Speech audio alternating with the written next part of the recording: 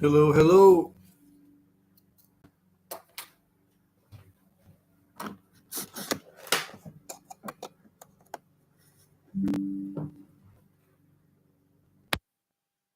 Hello, hello.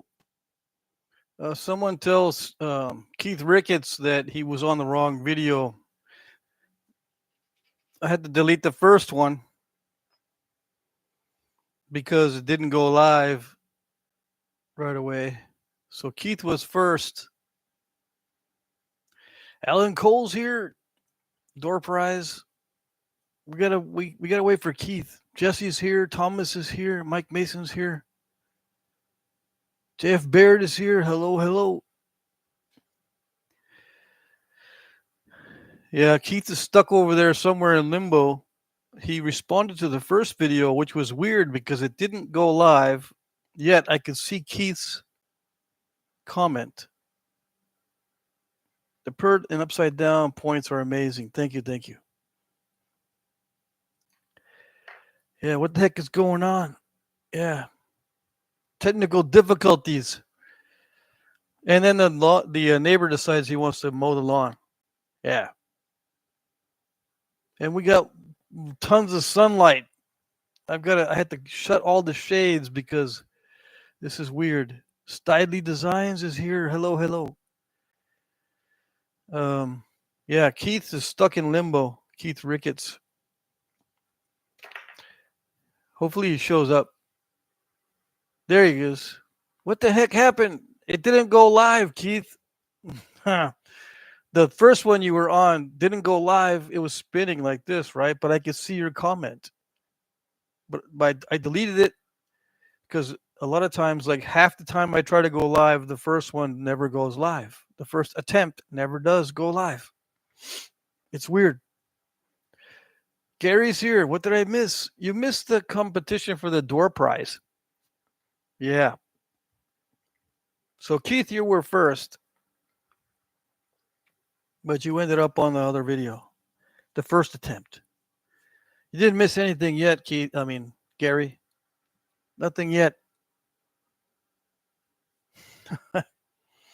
So, yeah, I have this in the thumbnail. It's the Pedernales point. Yeah. The point that I had to get rid of most of this lower part of this biface because it was all crunchy. Otherwise, it napped well, relatively speaking. Lance is here from Outcast Metal. What up? What's up? Not much is up except regular Monday, and the neighbor wants to mow the lawn. And we got too much sunlight. There's too much. Yeah, look at all that.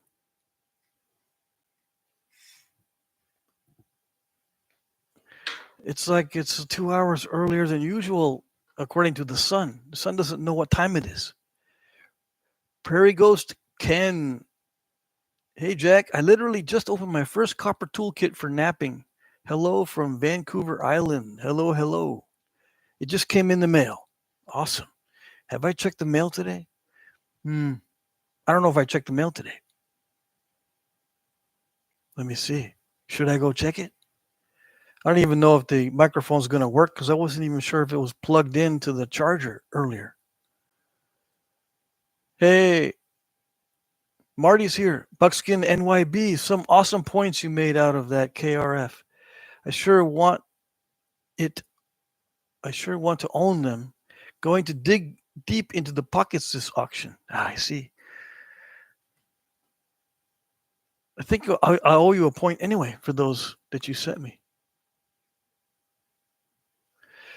Lance says, I made a giant Tallahassee Pickwick today. Awesome. Ken says, I had a hard time finding a kit because no one shipped to Canada until now. Now to find some material to work. Who shipped it to Canada? So some glass. Yeah, you can nap some glass. Keith Ricketts, Ellen, of course. Yeah.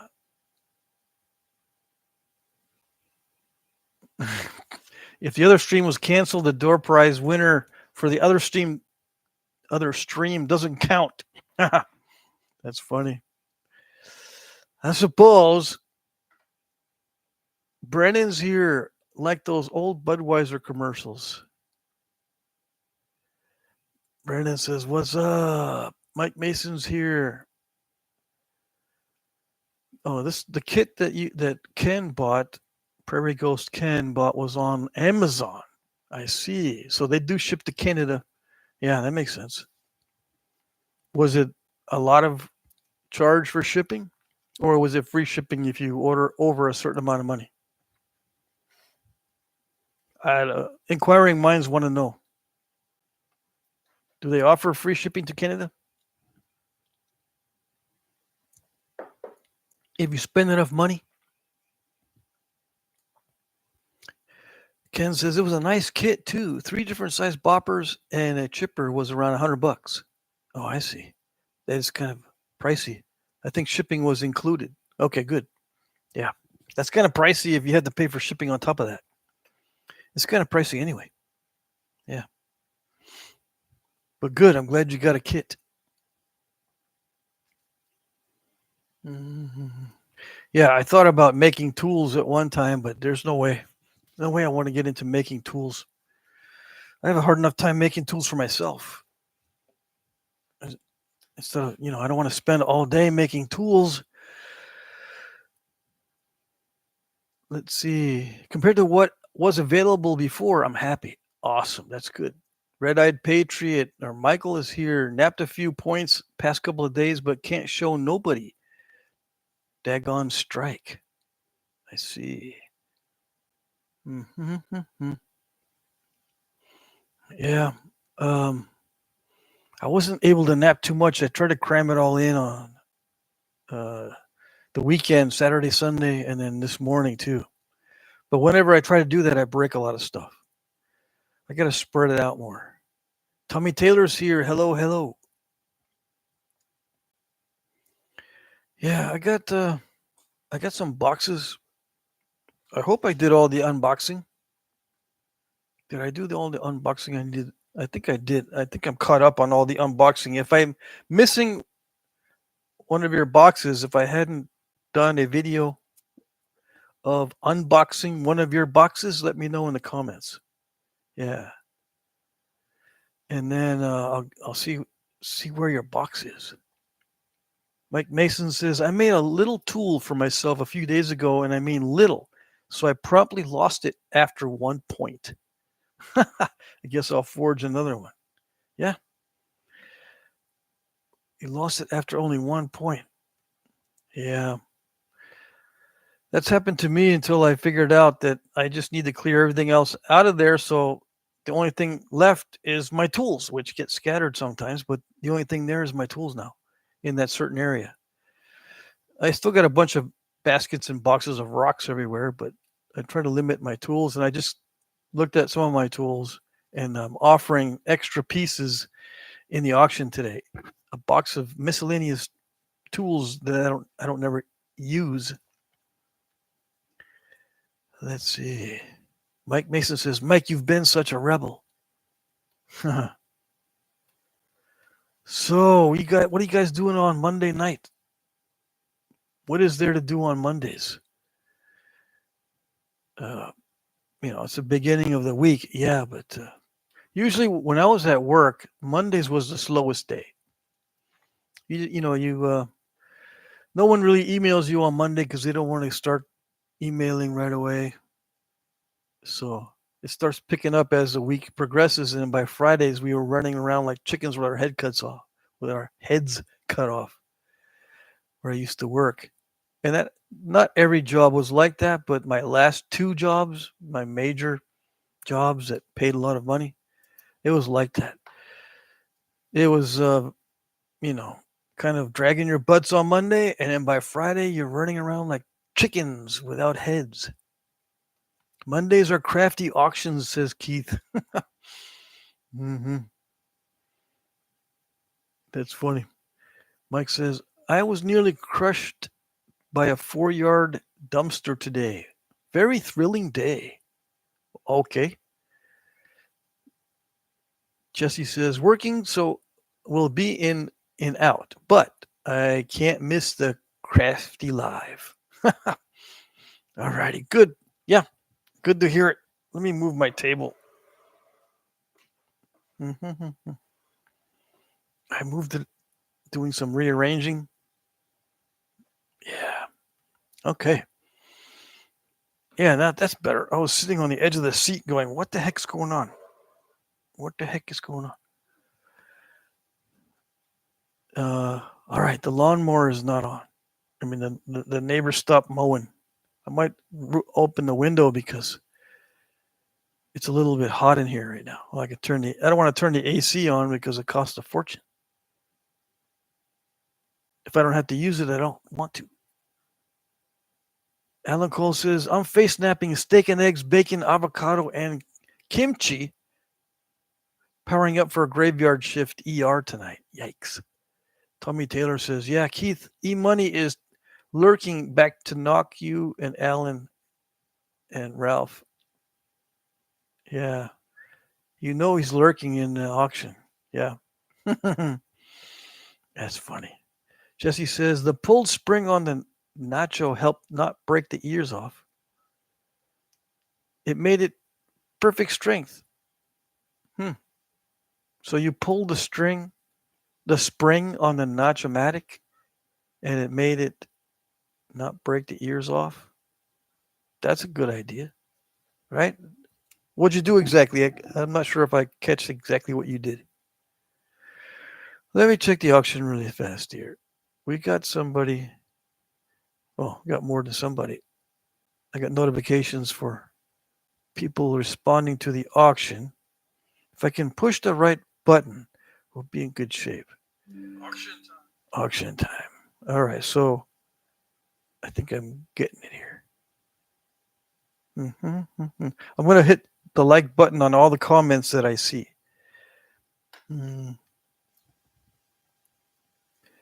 Let's see. Mike says, I got to face snap Peking duck breast today. Not much fat on that duck. Really? Alan says, I'm prepared to get sniped. It happens every auction. It's fine.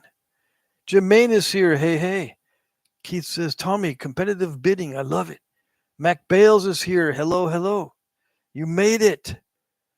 You made it to the most exciting live stream of all time. Yeah. We make it exciting. Yep. You can make exciting comments and upload your jokes. I don't usually get questions on the live stream. Not too many anyway. So that you guys like the Pelican Lake point? Holy moly, I should make more of those. Dang it, I did not expect that. Where is the Pelican Lake? It's like my favorite design, the corner notch, but it's Knife River Flint. I think that's what it is. KR, Knife River Flint, Pelican Lake. Yeah. Can you see it? I'm trying to get a good background for it, but it does not work. It's either too bright or not bright enough. Yeah, it's Knife River Flint. And I don't have my flashlight so I can so I can show the translucency. Let me see. Michael says, I like the Afton. Yeah, I'll make an Afton point eventually. Alan Cole says, welcome to the powerful crafty experience. Tommy Taylor says, yes, I just watched the auction video before I came in here, and it's going good early. Patrick may be able to make some summer napkins. They keep going like this. Yeah, that is true. Mike says, sorry about the lack of questions, Patrick. I ain't working on the staves till this rain calms down. Oh, I see. Now, don't worry about that. You comment a ton already. Yeah. Yeah, YouTube likes you because you comment a ton of comments. Ralph Snyder, are you seeing other bids? Especially, is Ralph Snyder in the chat? I don't think he's seeing Buckskin NYB's bids. Make sure you're seeing everybody's bids because it's important. I'm going to hit the like button on everything I see. Yeah, Ralph Snyder. You're not seeing all the bids. Where is Ralph? He's not even in the chat. Yoon Chang is here. Hey, long time no see. uh, sorry about the lack of questions. Okay. Michael says, I want to make a cool, then make a Mackinac. A Mackinac is easier than an Afton. So, but okay. Jesse says, I saw your spring on your nacho was stretched a bit. So I was saying it made perfect strength for you. Oh, okay. On mine, no, it messed it up a little bit. Yeah, it doesn't hit exactly right. So I was actually using a Nachomatic that was defective to do the notches on my point in the video. It didn't. It was kind of aggravating me, but I just made doo-doo with what I got. Yeah. Make sure you guys are seeing, or hopefully you guys are seeing all the bids. I'm getting the feeling that not everyone sees Jim Downhour's bids or Christian Tibbetts or Buckskin NYB. Make sure you see those bids from those three people if you're bidding. If you can remember. I know it's too much work to start trying to remember all the bids that looks like not everyone can see. But if it helps people out, I think it'd be worth it. Me mentioning those. Okay? All right. Yes? Yeah. Ralph Snyder needs to be in the chat so I can tell him what's going on because he's not seeing these other bids. Not seeing he's bidding lower than the last bid. Yeah. Yeah. And Ralph is bidding on a lot of bids. Bidding on a lot of items. Daniel Lineberry gave me $10. Thanks for the flakes. I got them. You're awesome. Thank you. Thank you. I'm glad you like the flakes. Yeah. Johnny Waring's here. Hi, Patrick. Hope all is well. Everything is well. Yes, yes. No major complaints. Tommy Taylor says, hit the like button. Mike Mason says, noise. Yeah. Daniel Lineberry gave me a super chat. Yeah. So, what do I talk about? Talking smack. I put up some posts and it's good. I'm getting feedback. Let me look at my posts and see. You guys did the poll. I did a poll like what skill is most like napping. I just came up with like 4 different things that the first things I could think of. Let me see what else. Any other feedback? No, not on that one. I had to go to my channel and then go to posts, right? Yeah, and then look to see if I have any feedback on my posts. Okay, I got 4 comments there. I see. Okay. Alrighty. Yeah, everyone's saying thank you to Daniel for giving me $10. Glad to see posts finally. Yeah, I'm finally doing posts, but I don't know what to put for a picture. I want to put pictures in there, not just words. Right? So I've been looking in my library of photos. I got a ton of photos up on Photo Bucket. That's where most of my photos are other than Google Photos, but my old ones were with all my arrows that I made and a bunch of other stuff that I used to make, because I used to make everything together, the arrowhead, the arrow, and the bow, and the quivers and stuff, all of those together, instead of just focusing on flint napping. So I've got pictures of all that, but they're on Photo Bucket. I got to download those. The last time I tried to get on Photo Bucket, it said, sorry, we can't remember you. We don't remember you. Let's see. We have I don't know how to pronounce your name. Thank you very much. I live in Poland. Someone's commenting to my rules of napping. A small village with large deposits of Jurassic flint. After 3 years of collecting flint pieces only for its rich beauty of shapes, edges, and colors, I decided to start napping. Thank you once again for your inspirational content. Wow. You are very lucky. Yeah, if you are in a small village with large deposits of Jurassic flint. Everyone would like to live in Poland in a small village with large deposits of Jurassic flint. Yes. Don't say you don't. That's awesome. Okay. That was the latest comment on my post. Let's see. Jesse says your Hohokam style decorated pressure flaker tool from an old video was amazing. Okay. Let me see. I'm trying to remember. I don't remember everything. Let's see. Red Eyed Patriot or Michael says, put anything up. Copy and paste new vids links there. I see. Just spam everybody. Yeah, I get it. I get it. Mike says, someone tried to tell me about a crime being resolved after studying flake scars to ID a perp. I sent them your post on what is flint napping technique.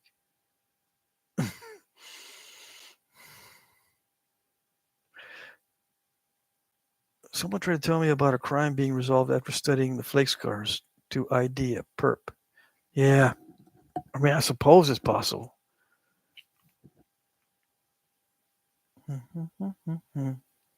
Ginger Squatch says, Ginger Squatch. I think Ralph is munching on my ginger snaps. Yeah, where is Ralph? Mike Mason says, well, I missed out thanks to World War II. Yeah, just move back. Yeah. Go find out where that village is because it's near a large deposit of Jurassic flint. Yes. If you got retirement pay, you just go over there. Yeah. Make sure you got your banks linked up and you got it made. You can buy twice as much over there as you can here on retirement income. Why do I say that? Because that's what I dream about. Yeah. But I'm not going to, I won't be able to do that. Right? My retirement is not enough. I mean, it could be, I could try it. I'm not retired yet. I'm not collecting any retirement income or Social Security income. Right? Not yet. But yeah, if I had to choose, I would choose a small village near a big flint deposit. That's for sure. Yeah. What could be better than that? I don't want to go near a beach. I don't want to live near a beach. Nope. Most people say, yeah, I just want to go south and hang out at the beach, drink Mai Tais and margaritas and all them fancy fruity drinks. No, I don't think so. I hear Mike Mason says, I hear the Thailand currency exchange is super nice. That's what they say on the internet. Yeah, you spend a lot of time on the internet. It's not actually true. It depends on where you are in Thailand. They've wised up. If you go to the touristy spots, the prices are all much higher than outside the city. Yeah. Sam is here. All your work is amazing. Thank you. Thank you. Great teacher. Thanks. Well, thank you. I'm glad. See, you guys are my PR guys in the chat. Yeah. You're promoting me for free. Yes, you are. You didn't know? Now you know. Just thought I'd give you a little heads up. But yeah, thanks. So I've been on the internet since 1995. It's hard to imagine. Back when you had to wait for the images to upload.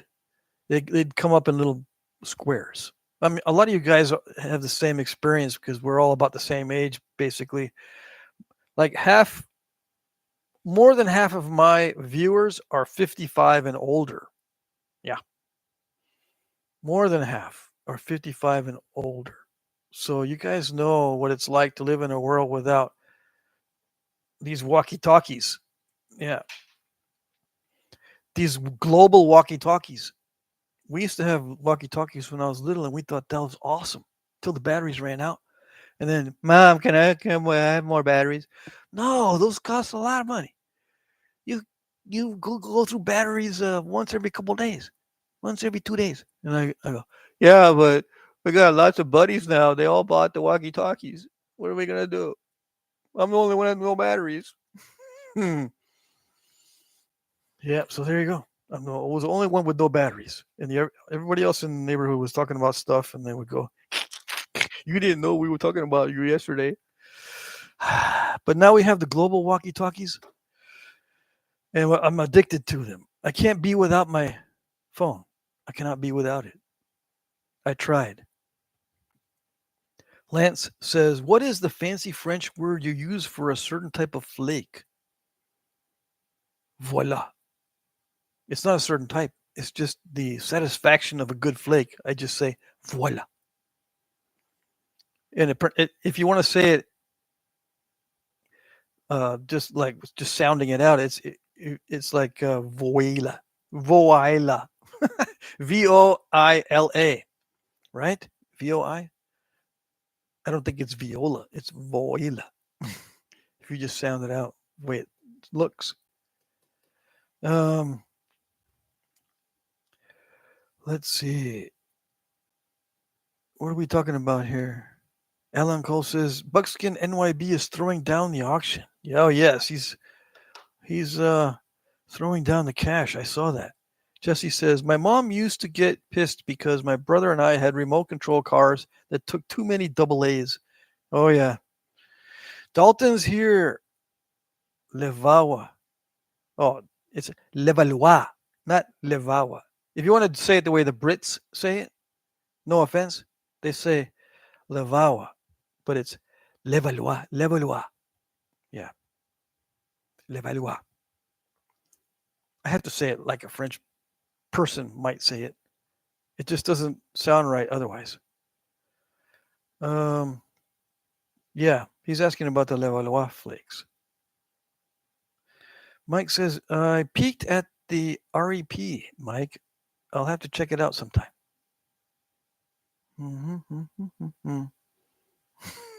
You guys spell this really funny. Dalton says, I couldn't remember how it was spelled. Oh, I see.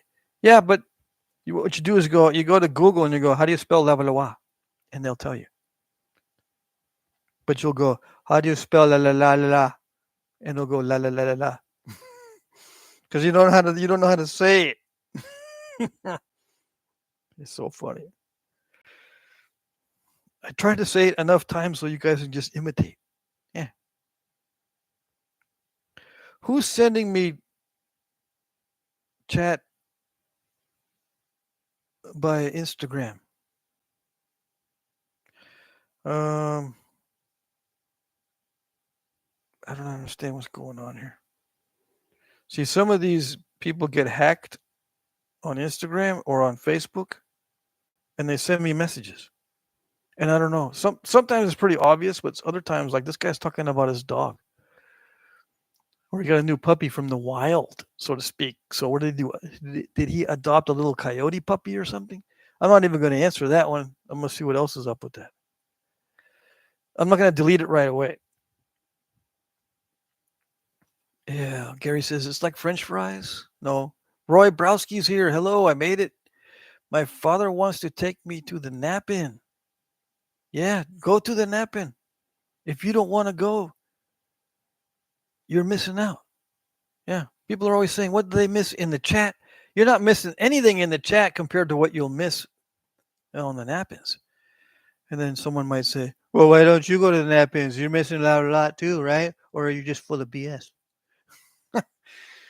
No, I am missing out on a lot. Okay? Don't rub it in. Jesse says, I knocked off a sick Levallois style flake for my paleo kit bag. Raw Texas. The flake is insanely sharp. Oh, yeah. Flakes, the flakes from those collections, sometimes they'll find birch tar with those Neanderthal Levallois flakes, and they'll find birch tar on one side of the flake, like it was hafted or something. But no, they would get a big blob of birch tar and heat it up and then attach it to the flake itself. So the handle is the birch tar blob and the flake is the knife part. You get what I'm saying? You understand what I'm saying? No, you don't understand it? I can't illustrate it. How can I illustrate this? You just take a blob of, let's say, modeling clay and then stick a flake into it and pretend that's birch tar. Now, that's what the Neanderthals used to do with those flakes, as far as I know. Sal says, my favorite humans are here. Yay. Who are they? Damon Crowfeather's here. What's up, brother? Brother from another mother? Not much. I'm just trying to keep up here. Christian Tibbetts is here. Anybody know of any Knappings in Virginia? Haha, let's see. You come to the right place, if I can find my list. I have a list. All right. Who's asking? Christian? Where you been, buddy? You've been living under rocks like the rest of us? Yeah, Christian Tibbetts. Let's see what we got in Virginia. I know I got at least 2. Right? Or, well, only 1 looks like.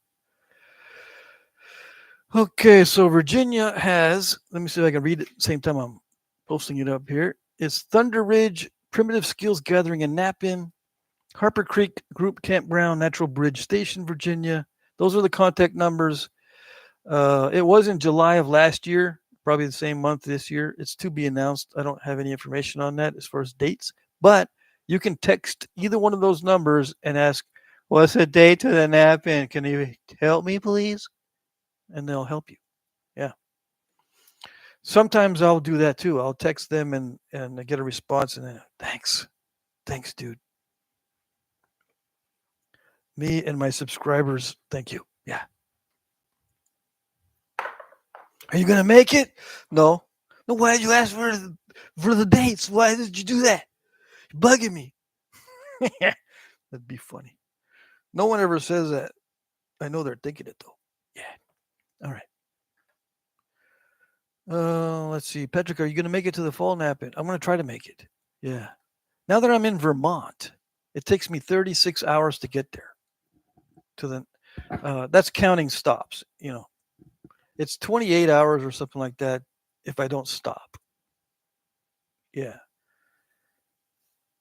And I split it into 4 days. So I'm on the road for 4 days when I go to that Knapping. Each way. Yeah. Let's see. So I'm going to try to make it to the fall Knapping in the heart of Texas. This is Brady, Texas. It's called the Heart of Texas Knapping. It's at Richards Park in Brady, Texas, right in the middle of the state. And it's usually a 4 or 5 day event. People get there on Thursday before the Knapping. Technically, it's only on Saturday and Sunday, right? But people get there on Thursday, sometimes even on Wednesday. And some Knappers, they'll be there Friday, but then they take off. They're there Thursday and Friday, but they take off. They don't want to be there on the weekend. I guess they have other commitments or something. Anyway, get there early if you go to the Texas one. And I think it's the same way for the Niblets Knapping. It's pretty much the same for a lot of these Knappings that are, how should I say? They are they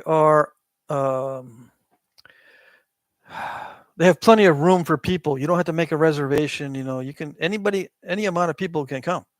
These type of Knappings, you can just park early, and it's no problem. Even if there's something else going on there near that area where you have the Knapping, you can still be there and hang around with friends, and especially at night when everyone chats and has barbecue and drinks brewskis and stuff, smokes cigars. Let's see, where did I miss? I got distracted. Roy says, ochre dirt chunk on the end of a flake. I like those. It's not ochre dirt. It's birch tar. Yeah. Sal says, okay, everyone's saying hi. Jesse says, your PERD point is spot on. How many years of continuous occupation did they live in those areas in Texas? Seems like anywhere they dig, those paper thin PERDs come out. Yeah, they lived there for thousands of years. And some sites have been were continuously occupied going back 10,000 years in central Texas. Yeah. The Some people call these PERD points. That's fine. I call them paternalis points.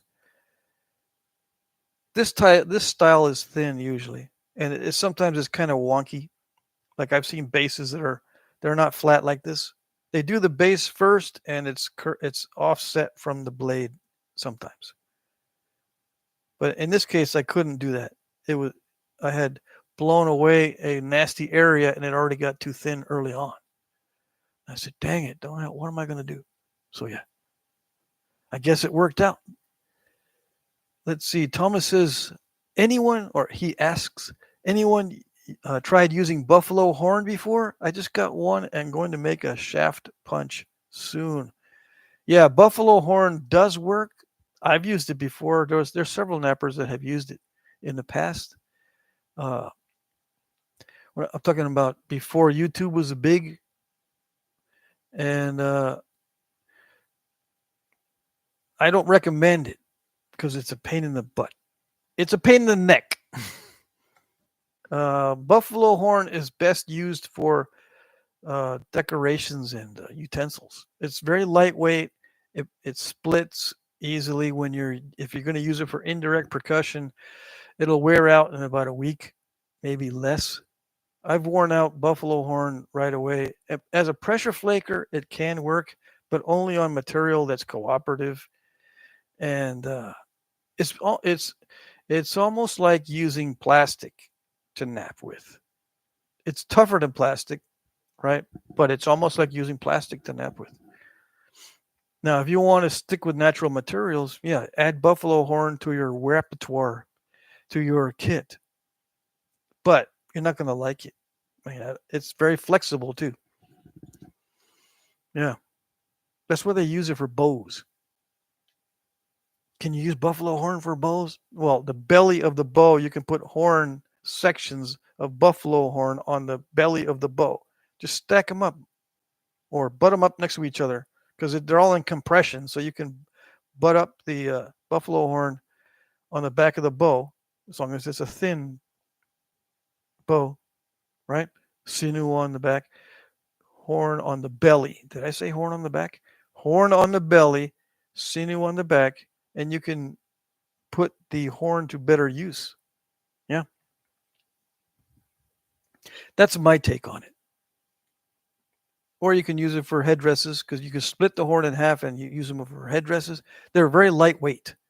That's why they're good for ornamentation and utensils. They're lightweight. You can carry them in your kit. Cups and spoons made of buffalo horn. To answer your question, yeah, it's been used a lot before for flint napping until they get tired of it. Sal says, yeah, Mac, but I miss a lot and still do okay. Okay, what are you talking about? Mike or Mac Bales asks, my experience leads me to believe that hitting where you aim is possibly the most important part of flint napping. What do you think, group?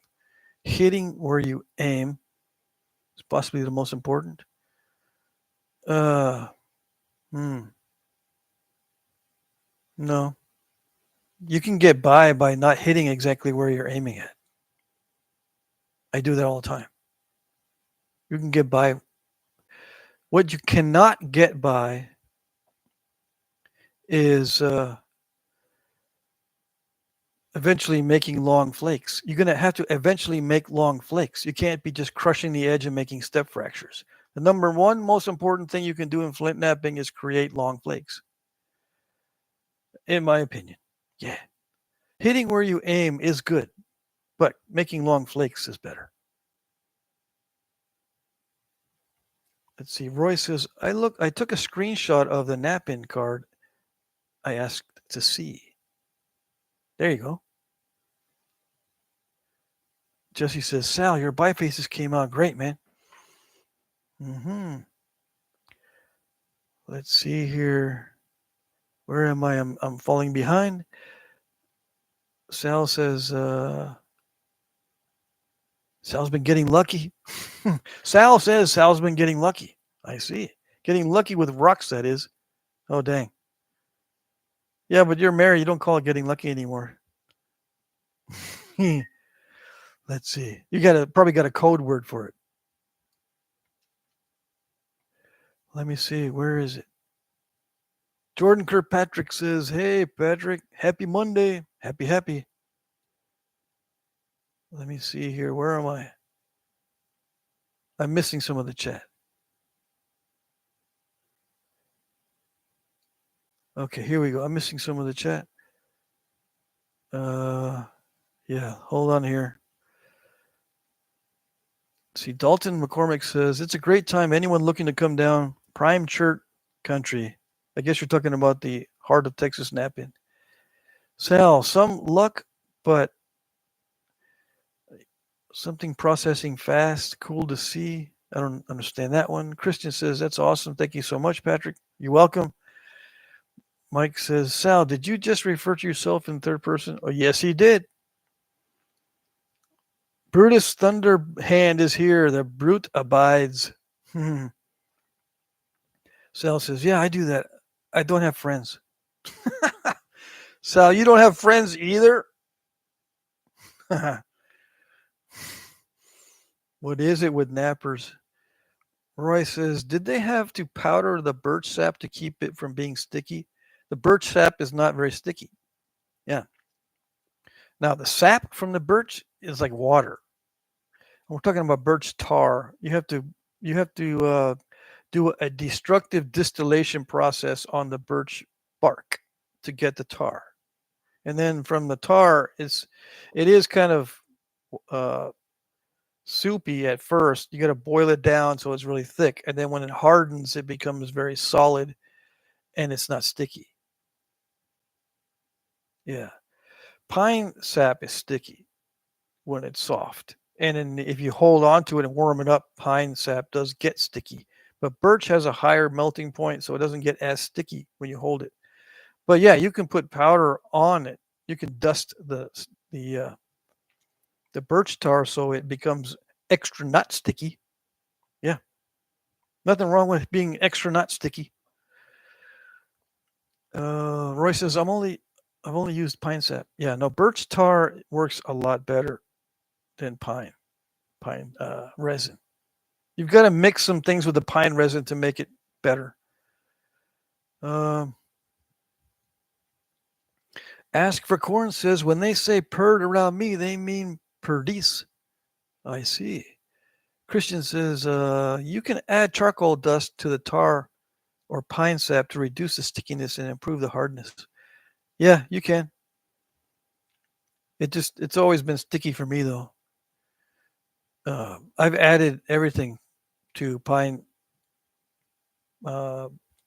resin, and it always gets sticky for me. And the double whammy is it always is sticky for me. And if you add charcoal or soot to it, it's not only sticky, but it's black, so it gets everywhere. You can tell wherever you've been. Yeah. If you're looking to rob someone, don't handle any pine tar with charcoal mixed in, because you'll get your marks everywhere. How do I know? I don't know. Jesse says, Sal is like Will Ferrell, third person referral. Gator don't play. Roy says, I wasn't sure if birch sap hardened and dried any different than pine. Yeah, birch tar, it is a tar, is a lot different than pine tar. Yes. And a lot different than pine resin, because pine tar and pine resin are two different things. The tar for pine, the pine tar is a liquid. Now, if you mix pine resin with pine tar, you get good results. You have to work with the ratio, but if you combine pine resin and pine tar, it actually works well. You still get a very low melting point. It's still very sticky. If you mix anything with it, it's still going to be sticky, but it does glue better. And the other thing about pine resin or pine pitch glue is that in wintertime it's basically useless. It breaks apart extremely easily in wintertime. Just check it out. Put it in the freezer. Take a little glob of pine pitch glue, stick it in the freezer, and then take it out and drop it on your floor. See what happens. It just shatters. How do I know? I don't know. Did I accidentally drop it one time? I think so. Roy says, let's see. Birch tar does that too, but it only breaks in half, or it doesn't shatter like pine pitch glue. But I gave away the secret. I should just let you do it on your own. I spoiled it. Spoiler alert. I should just let you do it by yourself. Next time, I'm just going to say, take it out of the freezer or whatever the situation is, and just try this. See what happens. Yeah. Mm-hmm. Same with heating up stones and dropping water on them. See what happens. Yeah. There you go. Let's see. Christian says, add a little beeswax to make cutler's pitch. Yeah. But just be aware, if you want to make glue that the Native Americans had before Europeans came here, they did not have beeswax. Native Americans did not have beeswax before the Europeans came over and brought their bees with them. They did not have beeswax. A lot of people don't know that. I'm amazed that people who are in the primitive so-called community and survivalists and all that don't know that Native Americans didn't have beeswax until the Europeans came over. They go, no way. How's that even possible? I don't want to live in that world. I can't unhear it. This is making me miserable. Because I use beeswax in everything. Yeah, I know you do. Jordan says, hey, Patrick, happy Monday. Happy. I think I read that one already. Let me see. Okay, I think I'm catching up on the chat now. David De Lorenzo's here. I thought you were 62. You can collect the big bucks. Can I collect the 62? I am 62, but I thought I had to wait. Well, I'm going to wait till like 70 because that's when it basically doubles your retirement payments double when you hit 70, something like that. Well, mine do. I'm going to wait. I still got like, what is it? 8 years till I'm 70. Heck, that's not even that far away. Dang it. I hate to think about that. Jesse says, Mongol hornbow is super powerful for small ones. Yes. Dalton says, has anyone seen the documentary The Stones Are Speaking? It's in the Vault site near Dallas. It's on PBS. The Stones Are Speaking. I don't know. Usually I don't watch modern documentaries. And some of the old ones are very sketchy as far as information goes. They got a lot of popular myths mixed in with the good stuff. It kind of spoils everything because you can't have, like, if you have a nice soup, you can't put some strange ingredients in the soup and expect it to be a nice soup. Yeah. But anyway, I shouldn't say anything about this particular documentary or whatever. Stones Are Speaking. It just sounds like it's kind of Hollywood. Christian says, gotcha, Roy. I haven't used the birch tar either. Here in Virginia, pine is a lot easier to find. Yeah. Okay, someone's talking about the Galt site. Oh, you said Vault site. Yeah, no, it is a Galt site. Yeah. Mike Mason says, Mac, that is contrite, I think is the term. Yeah, maybe.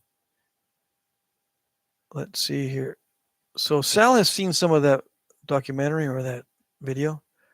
Dang, I keep missing a lot of the chat. Let me see here. Okay. Let's see. Jesse says, I just use Pat's indirect method. You can nap drunk. Dalton says, Sal, is it worth a watch? The parts I saw seem interesting, says Sal. Gary says, when you're married, it doesn't happen anymore. Yeah, maybe for you. Jordan says, I just sent you a picture to your email, a point I made from that SD Jasper. South Dakota? It's not sniper defense, Jasper. I never think of the correct wording. If you send me an abbreviation, my mind just goes crazy thinking of different things. But I think that's SD is South Dakota, but who knows?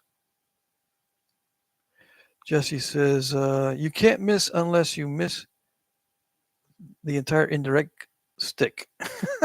That is true. Damon Crowfeather says, at one time, Chickasaw lived here in my area, 3 miles along the Buttahatchee River, or about 20 minutes down the road. Awesome. I understand now. Thanks, you explained that well, says Roy. Roy says, I made cans full of wax and charcoal. I see.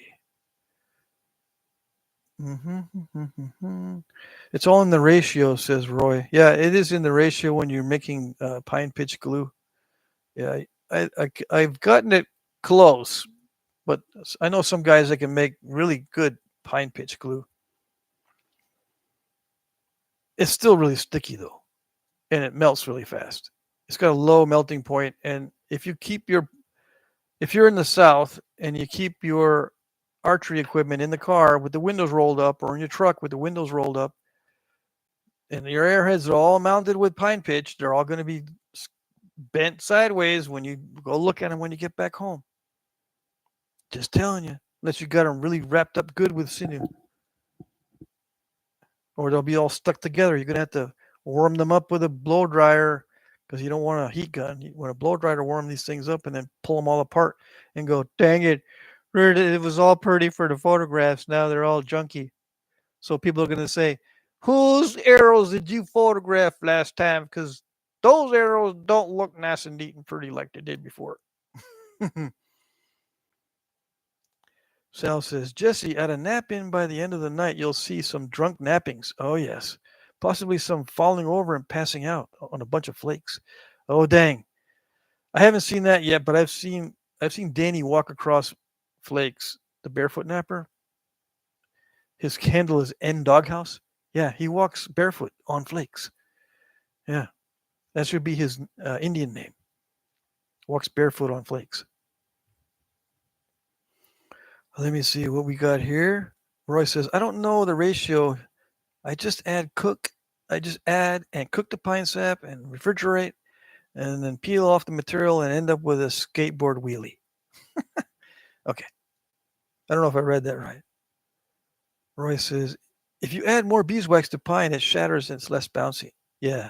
Same with animal fat. If there's too much animal fat mixed in with the pine pitch, it makes it very brittle. Mike says, I passed out on a grill over a fire camping one time. I passed out on a grill over a fire while camping once. Before you ask any questions, woodpecker lips are hard to cook. I was a bit cold.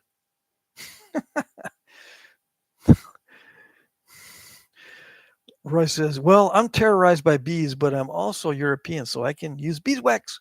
Oh, yeah. It's legal. Brennan says, I thought Indians did some stuff with some type of bee different from the Euro bee that was different but still produced honey and wax. Maybe wrong. Yeah, Brennan, you're on the internet too much too. There's discussions on the internet that about things that never happened or could have happened. Yeah, and that's one of them. Native Americans didn't use wax unless it was just in small quantities, and some berries are covered by wax. Some reeds are covered with wax. But it's very difficult to get enough of it to actually mix with glue or anything. Unless you have modern methods, which they didn't. They did not have industrial methods back then. So yeah, I can tell which one of you guys has been reading a lot of stuff on the internet. Roy says, I have way more Cutler's resin than I need. Yeah, Cutler's resin was like a 3-part mix. The traditional Cutler's resin, in case you don't know, one of the main ingredients of Cutler's resin was brick dust. of all things. So it was pine, rosin, beeswax, and brick dust. Now, why they would use brick dust? I think it's because of the use brick making bricks used to be a huge industry, and the dust was a waste product, right? Or somehow people had access to lots of brick dust. I don't know if they were scrubbing things or sharpening or smoothing things with bricks, and they would leave a lot of dust behind or whatever. Anyway, I don't know what it was, but yeah, brick dust. That surprised me when I looked into that like 10 years ago. Ask for Corn says about the Galt site. Yeah, I recently found out about it. It's on my list. Yeah, the Galt site actually likes guests, so you can go and check it out. Alan Cole says you gotta calculate your life expectancy and the monthly payout. Personally, I'm collecting retirement ASAP. Yeah, no, I'm not collecting mine ASAP. No, I'll wait till it gets good. Then I'll move to Poland. Mike says, Brendan, I was looking into it, and most North American bees nest in dirt, no wax. I don't know what they would have harvested from them.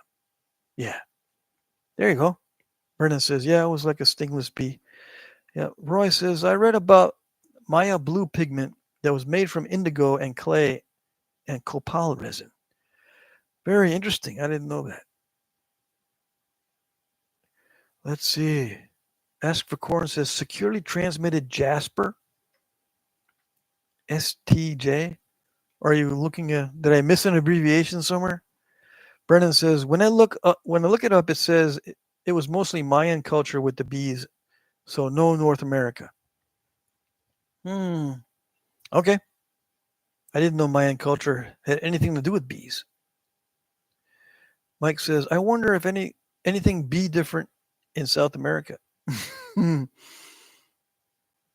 you know what I meant. No, I never know what people mean. Hey, Scott Lauer's in the house. Hey, Chippers, I'm 5 minutes behind the chat. Yeah, everyone say hi to Scott. When Scott arrives, we know the internationals are here. Yeah. Ask for Corn says Danny doesn't even think twice about stumbling through them flakes either. No, he does not. It doesn't even phase him. And he's got calluses on his feet for sure.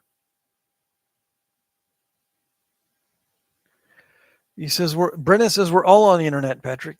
Yeah, but some of you guys are on way too much. Yeah, we're all on the internet because right now I'm on the internet. Yeah, that's true. But there are some people that live on the internet. They can't be without 8 hours a day on the internet. And they've read the entire internet. Yeah, they have just as much knowledge as AI. In fact, they can correct AI when it's wrong. So you ask AI, what do you know about such and such? And you're accessing the whole internet. What do you know about this? And they'll tell you. And you go, because I read somewhere else on the internet that this was this, and then AI will go, oh yeah, okay, cool, thanks. So they know more about what AI know. They know more than AI, and AI has instant access to the entire internet. So those guys, don't tell me you're not on the internet 8 hours a day minimum, reading everything in sight. Roy says, oh wow, brick dust. Yeah, brick dust is part of Cutler's resin, the traditional type. You can make Cutler's resin out of basically anything. Like that, out in the country, you're raising bees for the honey, right? Because that's what you put as a sweetener on your stuff.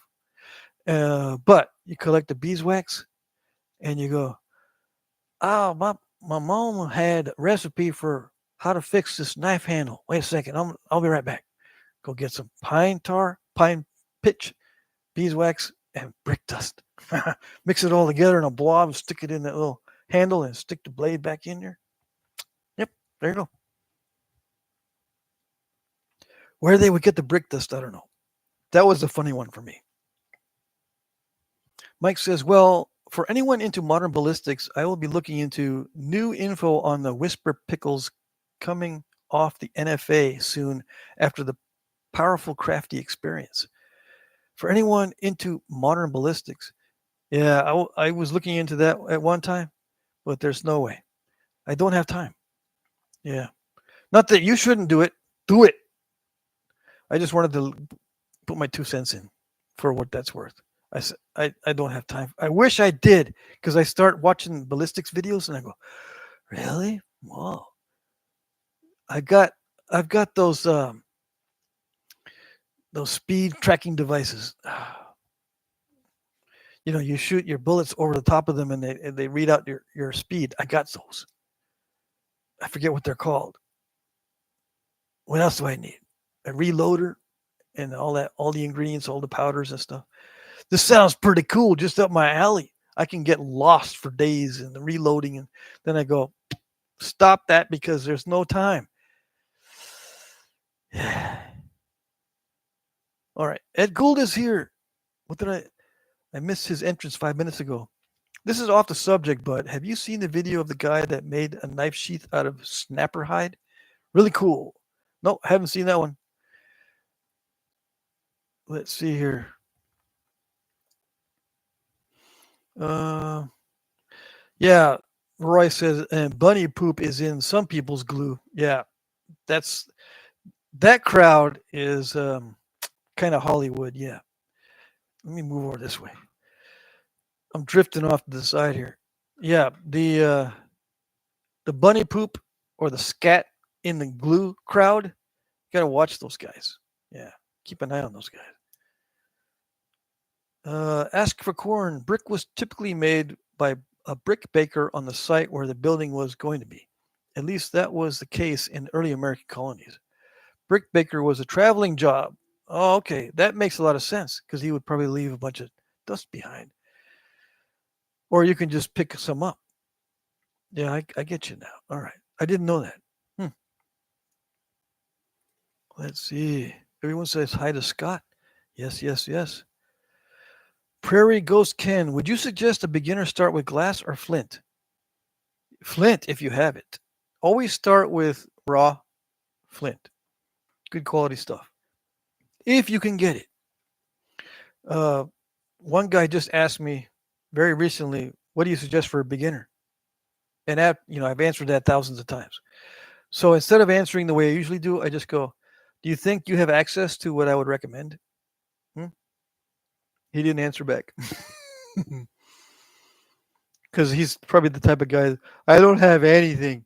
I don't have access to anything, not even glass. My mom won't let me have it. Right? But always start with flint or chert of good quality. But as a beginner, you don't know what this is. That's the conundrum. I recommend to beginners using only good stuff. That way, you know it's you making mistakes and not the rock being uncooperative. If you are not easily, how do I put this? If you can't pick up skills easily, start with glass. If you pick up skills easily and you figure out what's screwing up and what's good and what's not good, if you pick that up easily, then start with flint because the flint is going to have imperfections, it's going to have cruddy spots, it's going to have weirdness, and you'll some people will be able to recognize if it's them or the stone that's messing up, but most people do not know that. 90% of nappers do not know what good material is, so you start with glass, but that's the logical thing. I still always say start with high grade flint or chert, and then that starts the process of them asking, where do I find a high quality flint and chert? And that's why I made a napping list, nap in list. That's why I made over 2,000 videos. So you can learn how to nap chert and flint. Got it? I hope so. Let's see. Sassy napper today, huh? Yeah. Yep. Alan Cole says I should talk more smack. So here I am. Prairie Ken says I'm looking for beginner napping content. Beginner napping content. Okay, who's a good beginner napper? I mean, a guy. See, Paleo Man Jim was the channel that I watched religiously when I started napping. He's got good beginner videos. Paleo Man Jim. Okay. Who else that I can think of off the top of my head? A lot of these guys that try to make videos for beginners are advanced nappers. So they're telling you how to do. They're trying to teach you how to do an advanced technique. They're not trying to teach you how to do a technique that can be done by beginners. That's the problem. That's one of the reasons why, out of many reasons, I did not do well in the beginning after watching lots of YouTube videos. I had to develop my own style because I really wanted to get good at it. It frustrated me that I was not able to get good at it right away. So I noticed that there's only a few guys on YouTube that can produce videos at a level that is appropriate for beginners. And Paleo Man Jim is the first one I can think of. There's got to be some more. I just can't think of them off the top of my head. Yeah, some of these guys, before they start making videos, they were already napping for like 10, 20 years. They're already advanced, and they're trying to teach you how to nap as a beginner. It doesn't really work very well. JF Baird says, I tried to download the whole internet, but I ran out of space. Yeah, just get a subscription to AI. You have instant access to anything on the internet, as long as it's on the internet. And as long as it doesn't require a deep search. But now, I mean, I have a subscription to X Twitter, which is now a premium plus. I upgraded to a premium plus so I can use Grok to its fullest extent, and it is awesome. It'll tell you what's on the internet, in like a fraction of a second. And I had read a lot of the internet when it came to flint napping and primitive skills before, because when I used to be at work behind a desk, it gets old pretty fast. So half the time I was there, I was reading on the internet, and then I would I would be on the internet and do emails in the morning, and then do all my work in the afternoon, and get done by the end of the day. But yeah, at that time, I spent years on the internet. I've seen a lot of pictures of artifacts, thousands and thousands of pictures of artifacts, lots of studies. And I'd go home in my spare time. When I had some time, I would read studies. I wanted to see if they actually knew how these things were made. And it turns out, if anyone starts telling you how things are made, they are giving you a lot of science fiction. Yeah. And I even asked Grok, what's the chances or what? Let's see, how did I ask? Anyway, I found out that science fiction and archaeological studies have a lot in common, more in common than they have differences. Let's put it that way. Ask for Corn says, way too much? Subjective. Dude, there's something all over the internet. Oh, yeah, you're talking about the stuff that we can't talk about. Well, I want to keep this family friendly. Yeah. But yeah, we all know that the majority of the internet is like three different things: porn, gambling, and sports, right? That's the internet, or music, sports and music, pretty much. But yeah, there's three main gigantic things on the internet. All this stuff like flint napping and stuff is very small fraction. Yeah. So yeah, I can't brag about reading that little small fraction of the internet. Let's see. Chronograph. That's what I was looking for. I have 2 chronographs. Yeah. Brendan says, I have kids, a job, and a wife. I don't AI. I was an academic in school and love to learn. Some of the younger folks predate the internet, sir. Some of the younger folks predate the internet, or some of the older folks predate the internet? Auction check time, says Gary. Yeah, good idea. Thanks. How late am I? 9 minutes behind on the chat. Let me try to catch up here. Internet is a subjective like anything else. Got to decide where you jump on and off, I guess. Yeah. But I learned that the more educated a person is, combined with the higher IQ that they have, uh, the more capacity they have for saying something utterly stupid. Let's see. Roy says, I think the bunny poop comes from the Mongolian tundra peoples. I don't know. I haven't heard that one. Sal says, you all know it's on the internet. You know, if it's on the internet, it's true. Yeah, we all know. Sure. Mike says, Killer Cork, I did some good fishing last week. Every time your handle crosses my mind, must be lucky. I see. Let's see. Brendan says, I found the 37% of the time the internet is right, 100% of the time. Hmm? It's 100% right, 30% of 37% of the time. Yeah. Say that 5 times fast. Killer Cork says, hi, Brennan. Hey, saying hi to everybody. Mr. Crazy's here. I started napping 6 months ago and I've been working Obsidian mostly. I see. Let us know how it go. Mike says, if you say so, Brennan, gotta find my Tide Pods. I'm feeling peckish. Yeah. Let's see. Killer Cork's in the house. Yes, yes. Parallaxal is here. Patrick, your voice is so distinct. I'd recognize it anywhere. Maybe because I've watched so many of your videos, but I have to say I really appreciate your doofus voice. It's golden. Thank you, thank you. Yeah, some people call it the troll voice. Some people call it the doofus voice.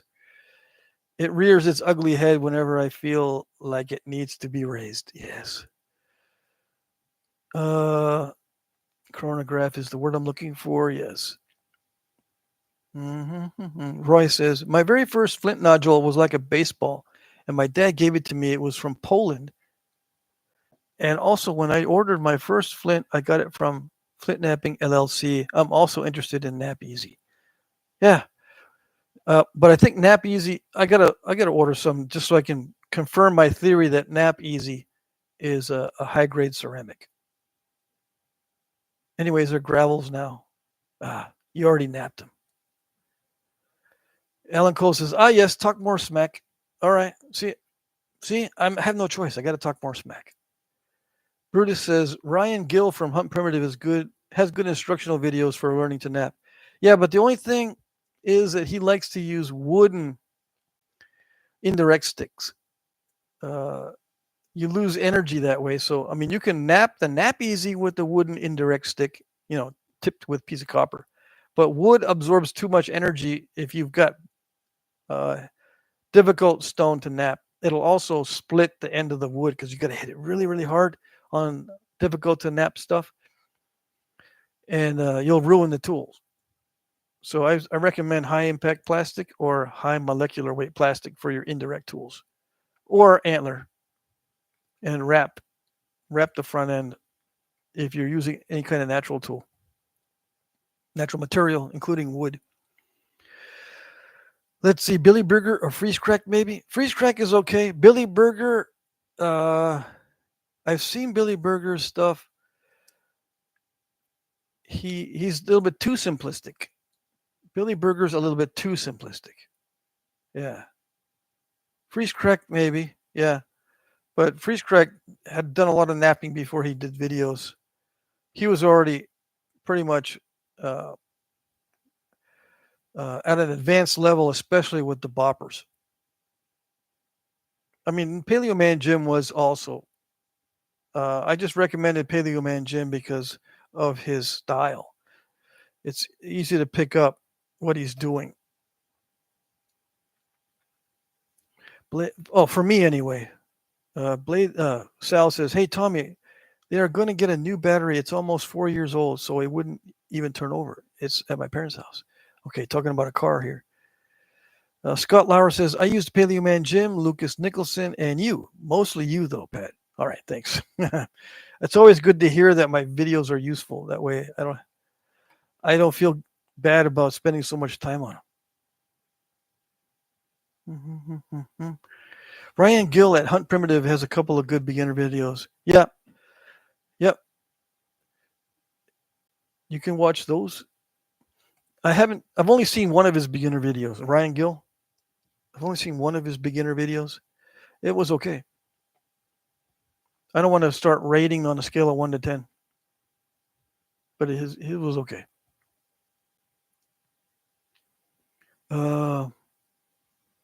Mike Mason says, teacher in napping is failure if you want to learn. Beat teacher in napping is failure if you want to learn. Buckskin NYB didn't see Brutus's comment. Yeah, Brutus is here. Roy says, we have a hard time gluing old artifacts together still. Who's gluing them together? Scott Lauer says, a mate has been 3D printing me Clovis, Eden, Scottsbluff, and stuff. Gonna help me loads. Yeah, that does help if you get casts. If you don't know what a cast is, it's just a duplicate of an artifact made of plastic. They use molds or 3D printing. Nowadays, they use a lot of 3D printing for that stuff. Let me see. Brutus says, at $4 to $6 per spall, I'm paying dues for sure. Yeah, for that material. Yep. Roy says, forget no one else sees this hobby if their algorithms. Okay, let me think this through. I forget no one else sees this hobby if the algorithms are filled with uneducated stuff. Yeah. Mike says, too cheap for that, Brutus. I find free glass. Yeah, free glass is the best, both in terms of reliability, consistency, and low cost, if any cost. Let's see. Brennan says, thanks for these, Patrick. They really are fun. All righty. I'm glad. I'm very glad. Funny to hear Keith's very first point was like a baseball, but smaller. His first point, I thought it was his first ball. First ball or first spall? Now I'm wondering if I read that right. Funny, I hear Keith's very first point was like a baseball. Okay. Brutus says, agreed on wood indirect sticks, Pat. I got one from Ryan and it's all split from hardly any use. Yeah. That's what happens. You can use them as pressure flakers.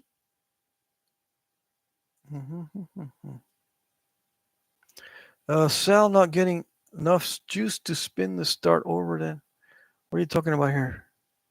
Roy says, I'm going to try to use a long tent peg from a canopy set for indirect. I think it's a steel rod, heavy and the same kind of diameter as a Sharpie or pen. Okay. Yeah, try that. A tent peg, though, a lot of those are made of aluminum. So, yeah, I think that would work. Mike says, something tells me Keith actually makes points like he cut them out of a paper. Killer Cork says, found a guy with some quality looking blue Georgetown flint on eBay. Any thoughts on that material? eBay is sketchy. All right. First and foremost, eBay is sketchy. But if this guy's got some blue Georgetown, order a little bit first. Of course, that doesn't help either because sometimes they'll send, he's just ordering a little bit. Let's fool him with this little good stuff.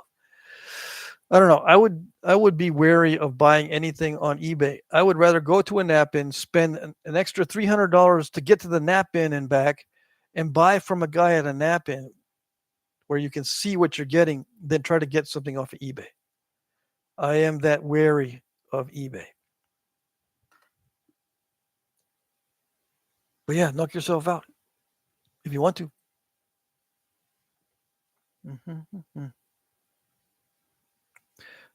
Georgetown blue is a thing. To answer your question, Georgetown blue is a thing. So is Georgetown black. And so is regular Georgetown. Regular Georgetown comes in many hardnesses, workabilities, and varieties. And some of those varieties look more blue or black than gray. Typically, the darker the Georgetown, when it starts getting into the blue and black, the more snap and halfish it is. This is very important to know. It will snap in half. Many nappers don't like working it. Okay.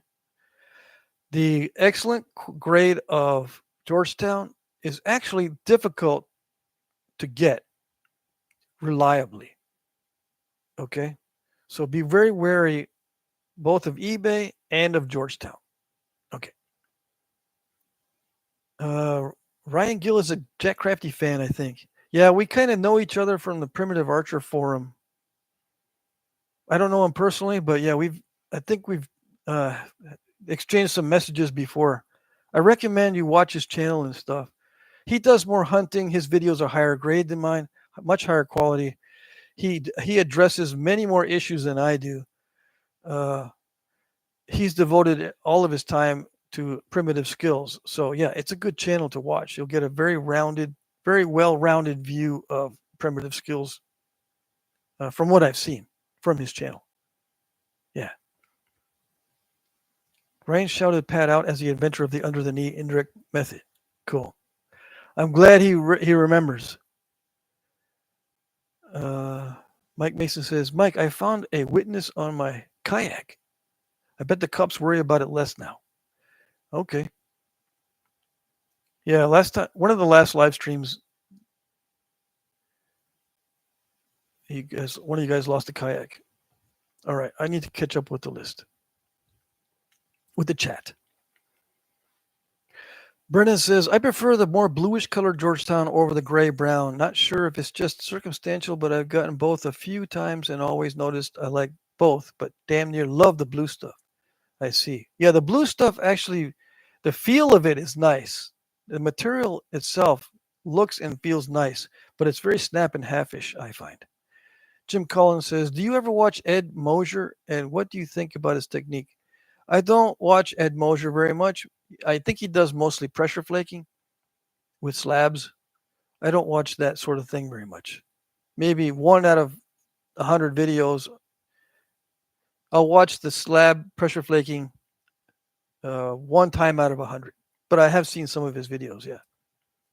His technique's fine. Yeah. His technique is old school. Yeah. Let's see. People are saying hi. Yeah. Brutus says, I agree with Brennan. The dark blue seems very cooperative. Good, good. If you're getting good quality stuff, then yeah, stay with it. I've always found it to be snap and halfish. Your video, okay. Sal says, your videos are like a huge encyclopedia. I'm making a reproduction replica of a cane arrow. If I need to know something, I type in Jack Crafty and whatever I'm looking for. Good, thank you. I'm glad that works. Let's see.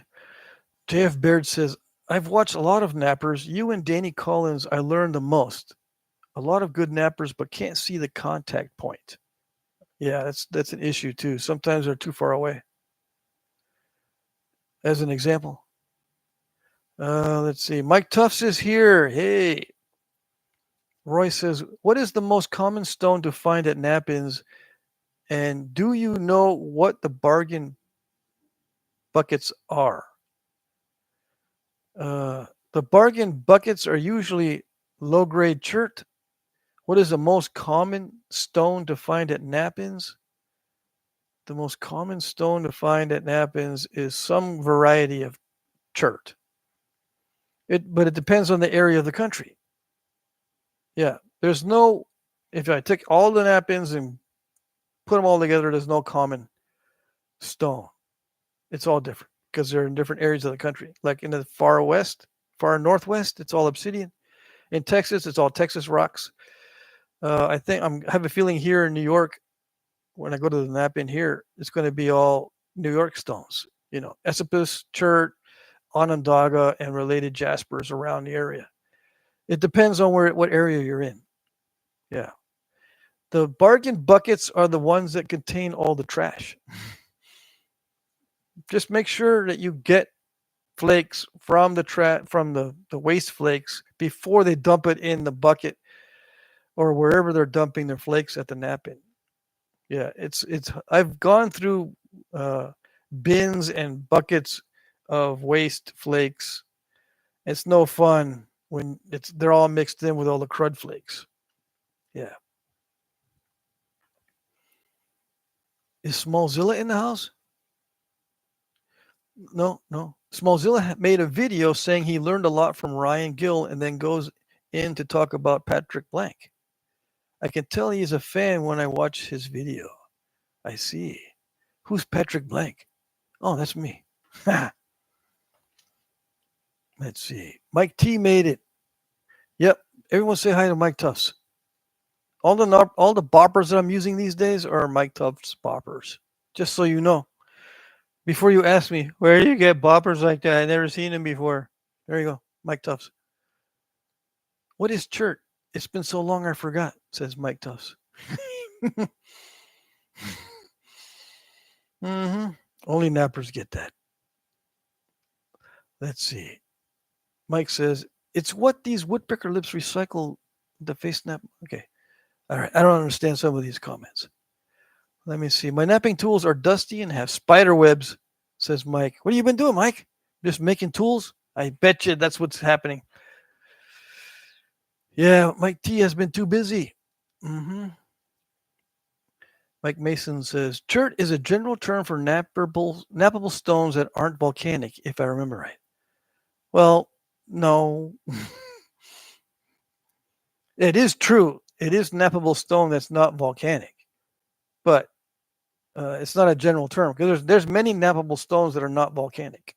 Keith Ricketts gave me $5. Thank you. And I didn't even give him a door prize. Yeah. See how generous people are?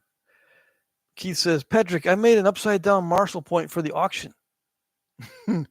So I'm starting a new project. I'm calling it my upside down marble. Oh, Patrick made an upside down Marshall. Okay. I didn't read that right. Yeah, I made an upside down Marshall point for the auction. All right.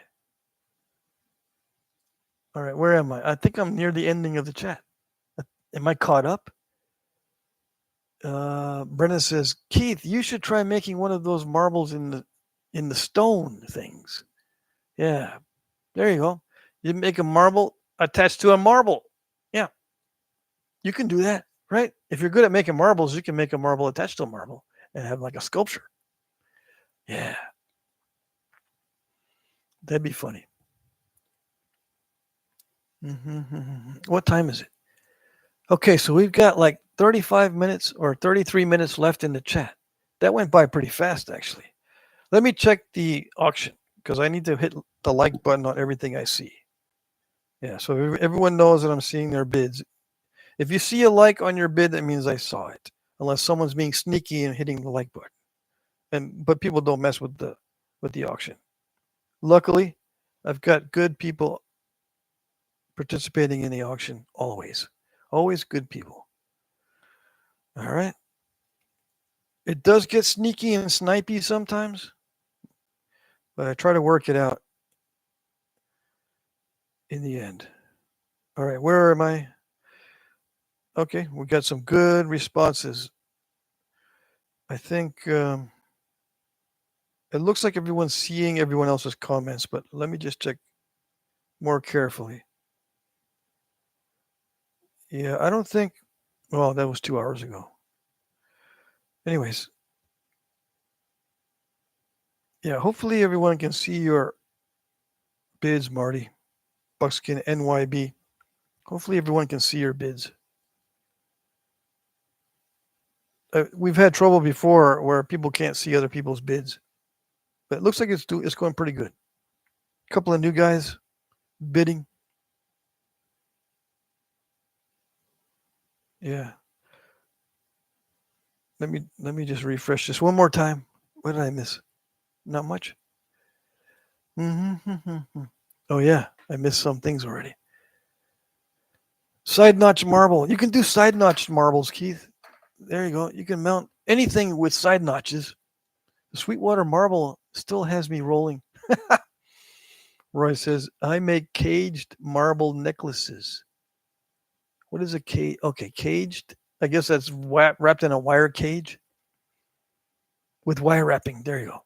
I should just read down further before commenting. Keith is a caged marble at this point. I think some of you guys got into my stash. You got a stash, Mike Tufts? I got to go by your first name and last name. If your name is Mike, I got to use your last names or use your handle because there's so many Mikes in the chat. Yeah.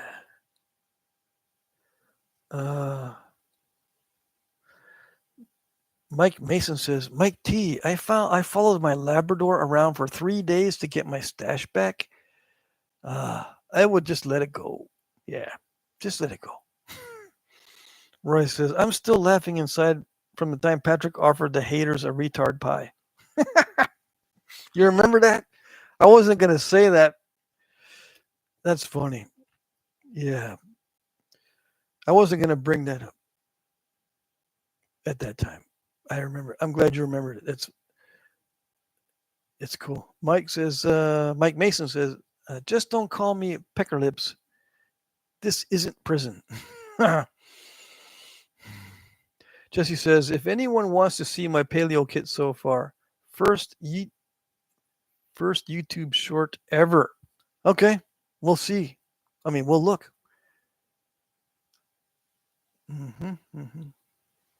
What is a retard pie? Someone's going to say, what are you talking about? Yeah, don't worry about it. Like I say, you worry too much. Yeah, it's for us to know and you to find out. Or if you're at a napping, it's for us to nap and you to find out. Yeah. That should be the new expression. Maybe I'll put it on a t-shirt. Yeah. That's I thought about that already. I got to say. Yeah, it's for me to nap and you to find out. There you go.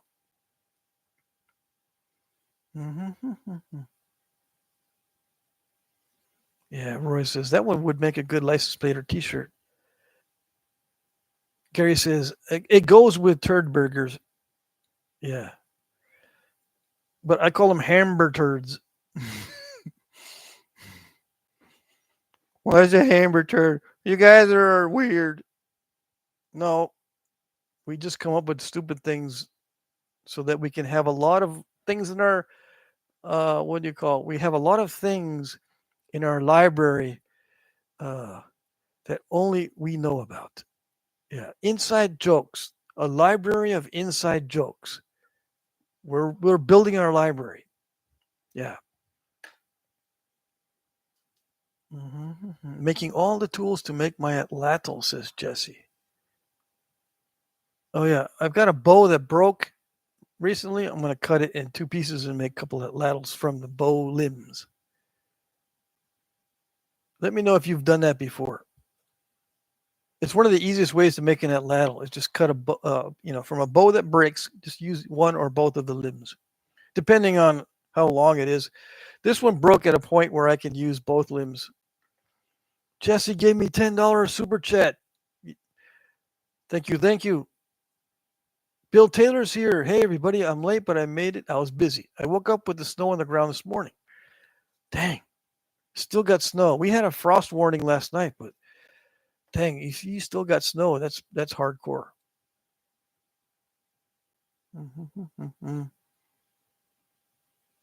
Let's see. Roy says, for me to nap, you to find out sounds awesome. Yeah. I like that one too. For me to nap and you to find out. I got rocks coming out of the roaster in the morning, says Brandon. They're cooling already. My daughter did a project on heat treatment and making tools from our local stone. Well, there you go. Bill says, hey, everybody, I'm late, but I made it. Yes, you did. Yeah, if you can use your napping hobby as something that your kids can also participate in, or maybe do like for school projects, that'd be awesome. Bren says she's in the 5th grade, so it's not mega complex, but it was fun to make stuff with her. She made a couple of early stage bifaces and pressure flaked a little. She loved collecting the stone and prepping it. I see. Very good. Roy says, Dave's not here, man. Gary says, we're all getting Educated. Edumacated. I read even that wrong. I read even that wrong. Mike Tuff says, Mike Mason, I was not only watching Cheech and Chong when I was young, but I had their albums. Oh, dang, that's hardcore. Yeah, getting Cheech and Chong albums. Let's see it. Did I have? No, my friend had one.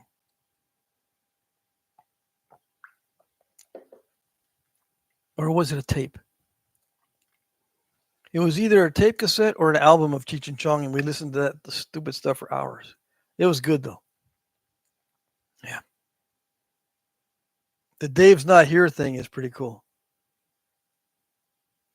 Let's see. Sal says, I got it, Mike M.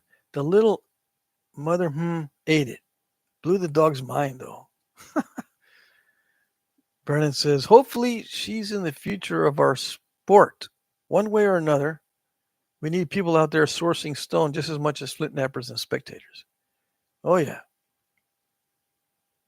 Yes, yes, yes. We do need people who are rock hounds out there looking.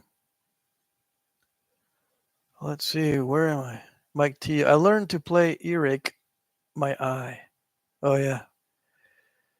The young guys are not going to know what these things are, which is okay.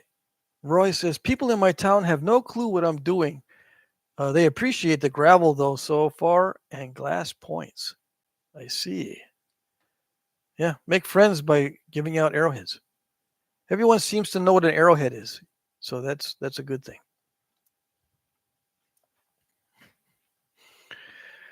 Let me see. Mary's Sister Elephant. Yeah, I remember that one. Mike Mason. The warm and fuzzy feeling has crept up on me. Thanks, y'all. Yeah, Killer Cork says, my name is Cheech and I'm a school bus driver. Roy says, dirty deeds and the church not cheap. There you go.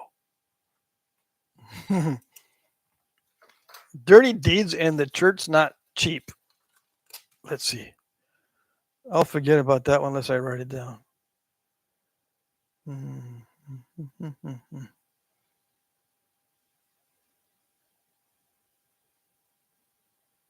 Yeah, very cool. I think Mike Mason says, I think I'm the young guy here. Most likely, if you're under 55. Well, I know some guys are in their 40s.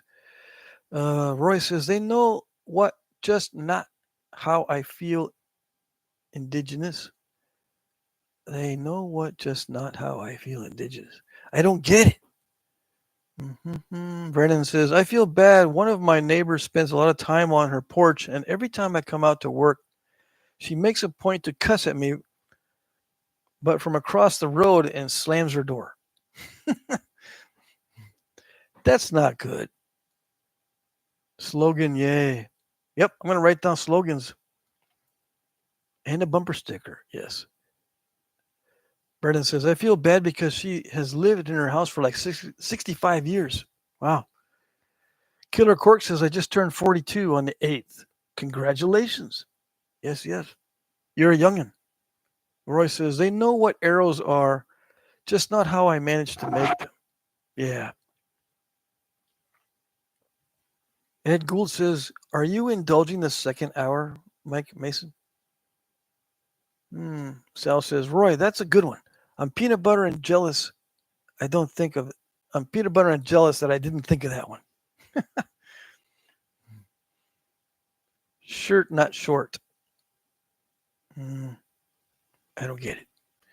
Ben Thompson, damn, I'm not in my 40s yet. My other hobby is old-time fiddle, so I need a young person hobby, apparently. Yep, you do, because napping apparently is an old-timer hobby. Roy says, but always super impressed that I'm doing my own thing. Yeah. I'm surprised no one's asked me about the Flint Flake guitar picks. Jesse says, gonna try to make my atlatl from local Manzanita. Love the color of that wood. Yeah, do it. You can make atlatls out of any kind of material, basically. I mean, the sky's the limit as far as design creativity. Roy Browski says, I'm only 24. Oh, dang. You're half the age of most of us, Roy. Let's see. I have about 3/4 of the stone tools made, says Jesse. I see. Keith says, Patrick said, damn. Yeah. I try not to use those kind of words, but damn. Let's see. Mike says, perhaps Ed, howdy. Glad you took time off of sniping. Gary says, I can't remember when I was 24. Oh, I remember. Yes. Mr. Crazy is here. Or I think I already saw his entrance. Let me see. 24 was a blur. I got married at 25, and I remember 24 extremely well. Yeah. Mm-hmm.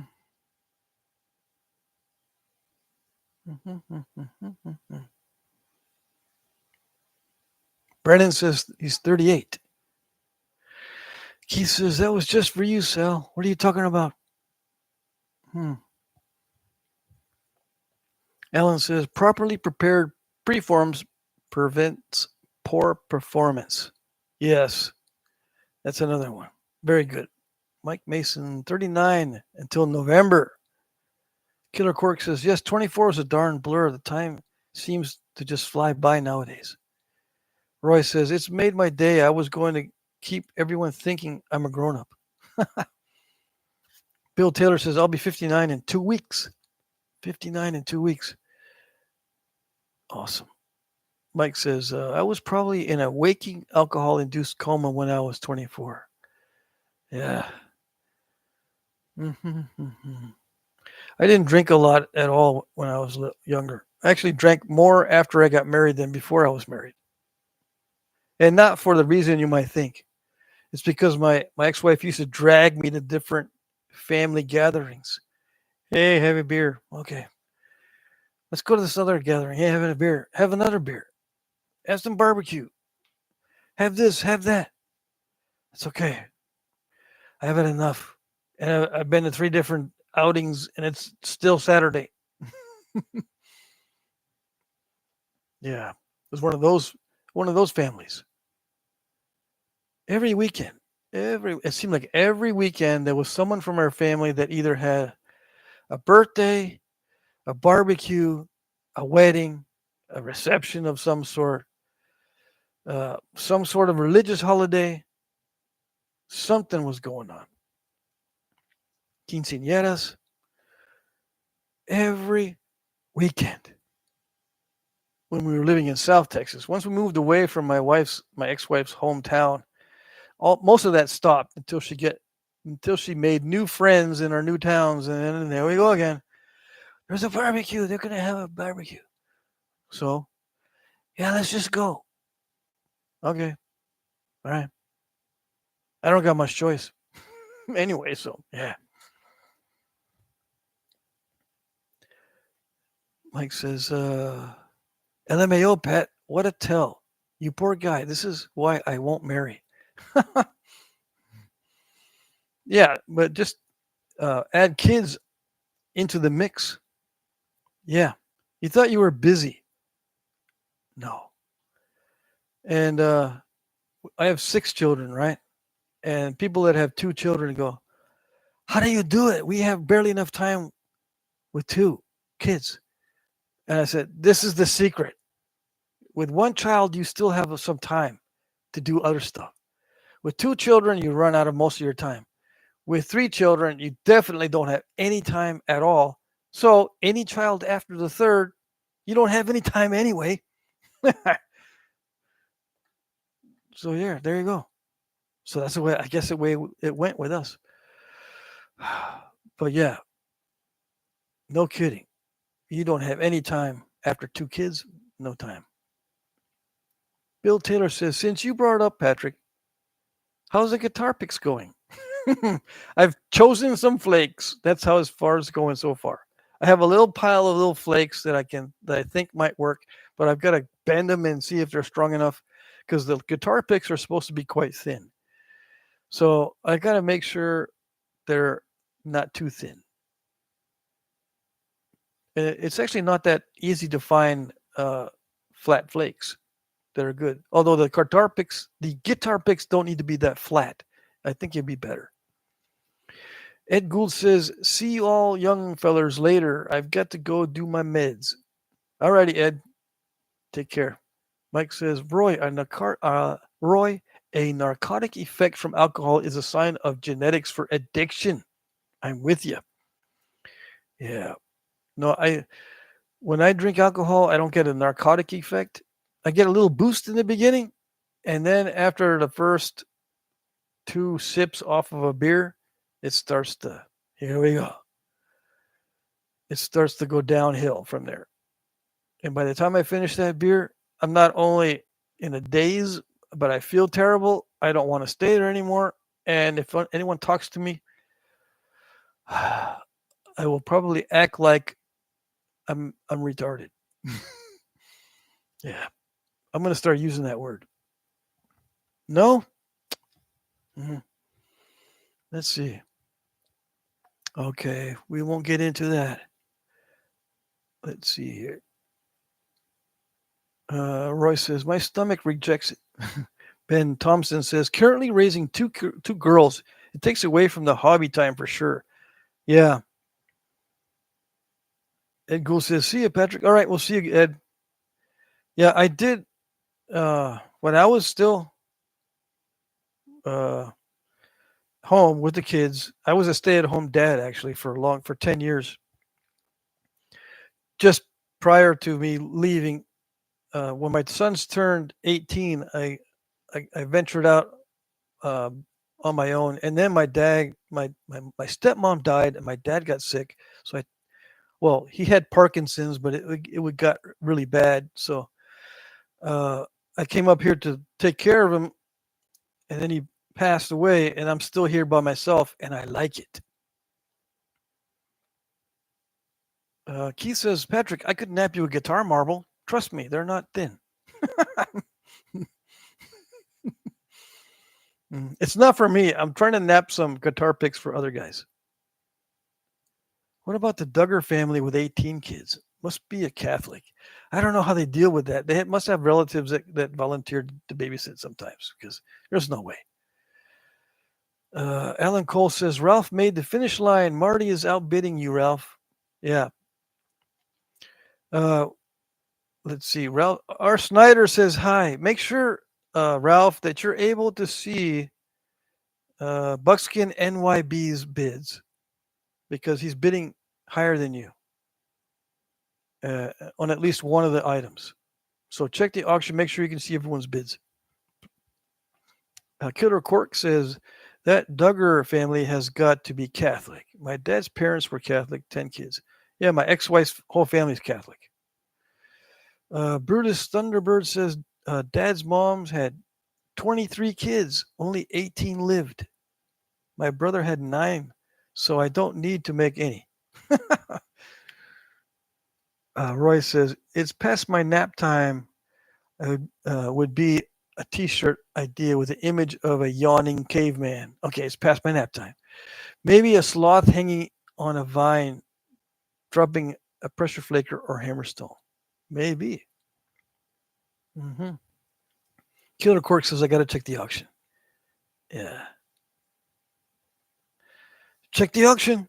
Make sure you can see everyone's bids because I think there's people outbidding Ralph Snyder. Yeah. He's probably going, oh no. What do I do? I can't see anything. Mm-hmm. I think there's a couple of new guys in the bidding as far as I can see. Jim Downhour is throwing down some cash. See, Ralph, you're not seeing other people's bids, Ralph Snyder. Because Henry Torres has outbid you an hour ago. And you just bid 11 minutes ago. So yeah, make sure you can see, keep refreshing, hit the newest, arrange the comments, by hitting the newest button. It seems to work better in exposing all of the bids because, Ralph, you're not seeing anybody's bids. Yeah. You're being outbid. Now, uh, it may be something glitchy on YouTube today, but it's usually on your end. For people who don't see other people's bids, it's usually on your end. So you either have to restart your phone or keep refreshing or restart YouTube. Do something to refresh the comment section because I'm seeing that not everyone is seeing other people's bids. Yeah. All right. Let's see.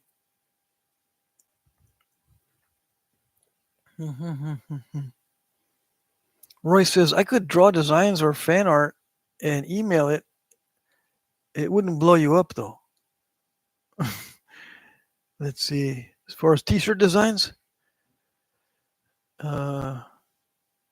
let's see. Audio issues, anyone?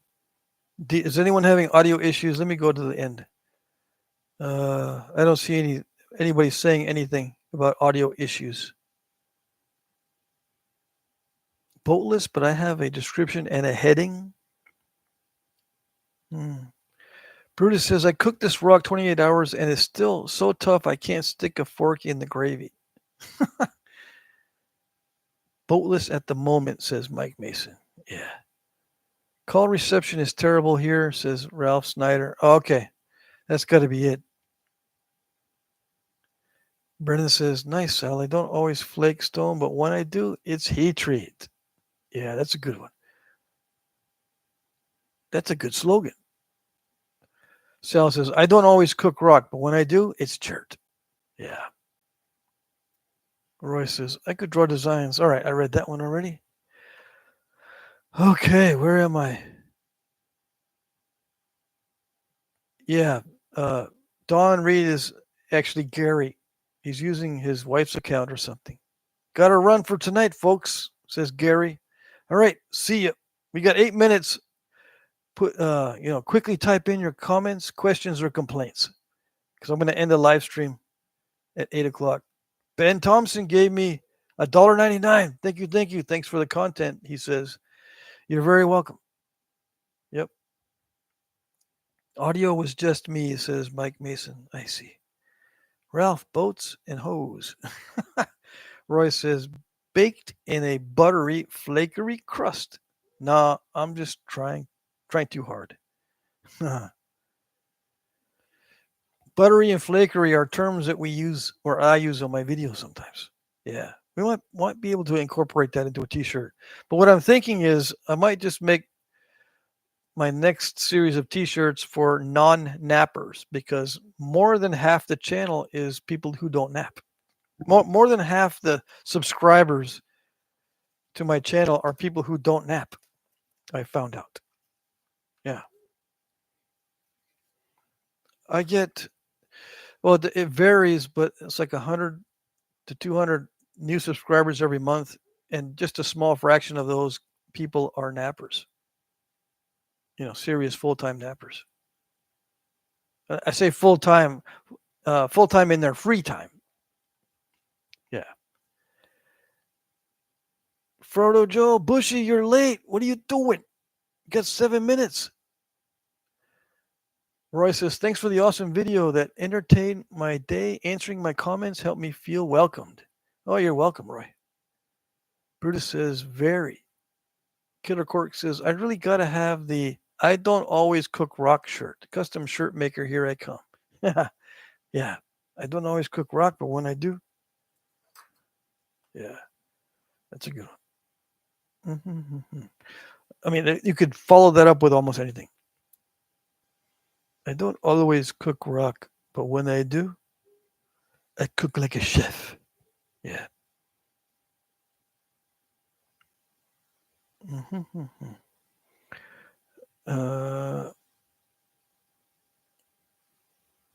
But let me write that down. But when I do, ... Yeah.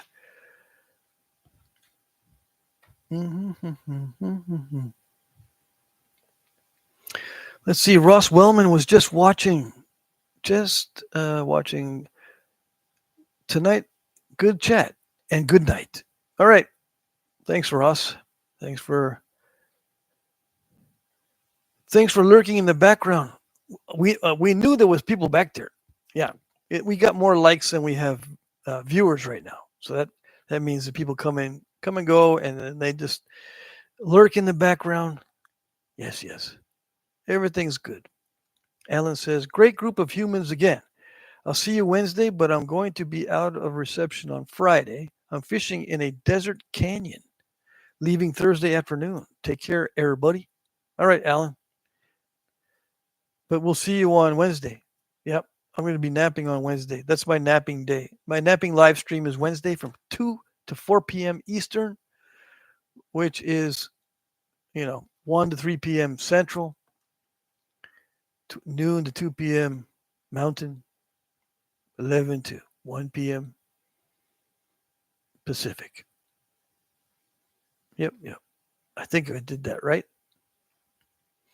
So Bushy's been having trouble with ticks. That's not good. As long as they don't have Lyme disease, there's too many ticks with Lyme disease here, so I don't even go out in the spring or summer to the trails anymore. I was last year and the year before, but there's just too many ticks here with Lyme disease. It wouldn't be so bad if they didn't have Lyme disease, but up to 70% here in this area have Lyme disease, the deer ticks. So I don't go out on the trail in the summer or the spring. When the frost starts hitting in the fall, then I start going out. But I've got plenty of backyard back here where I can do other stuff that's kind of primitive, like stay flaky, my friends. I can say that at the end of my live stream or comment section. Or Sal. Okay. Sal, at the end of your comment, you can say stay flaky, my friends. Yeah.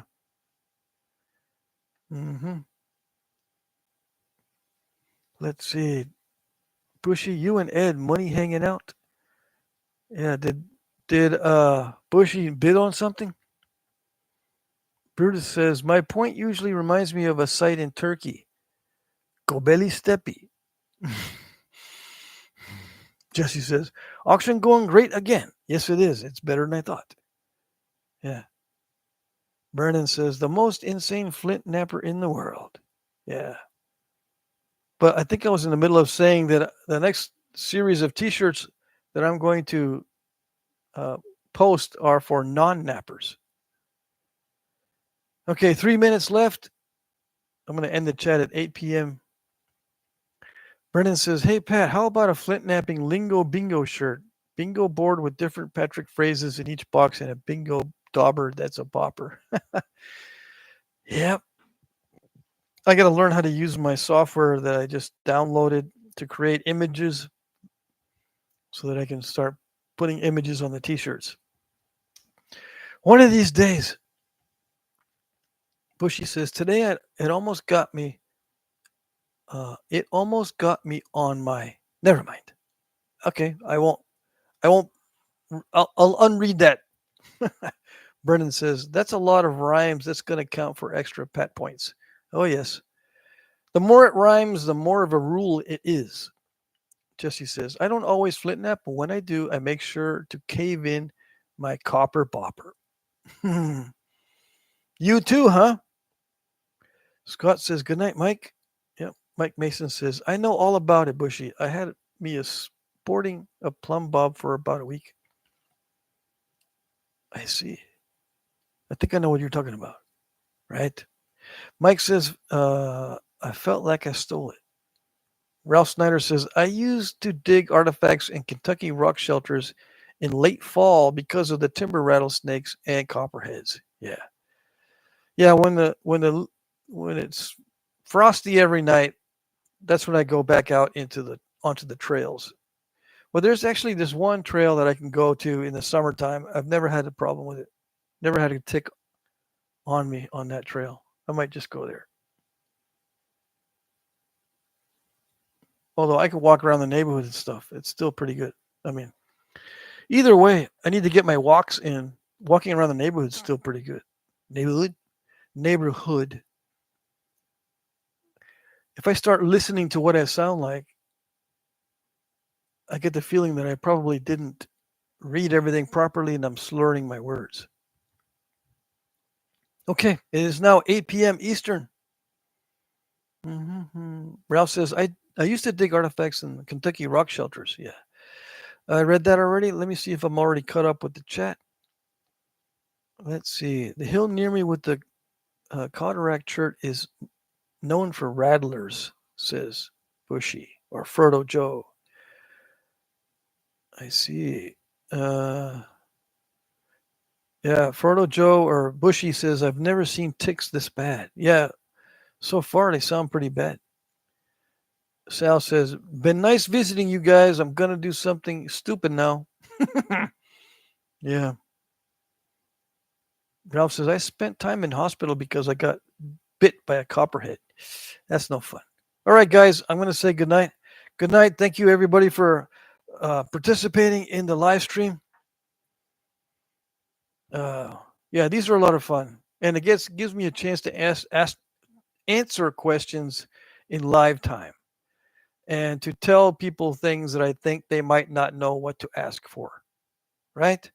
And to joke around and goof around, blow off some steam and decompress, right? All these reasons are good reasons for having a live stream, I think. Brendan says, thank you as always. Thank you as always. Thank you for the brain joust, Patrick, as always. You're welcome. All right. Thank you, guys. We'll see you next time on the next live stream Wednesday. All right. Bye-bye.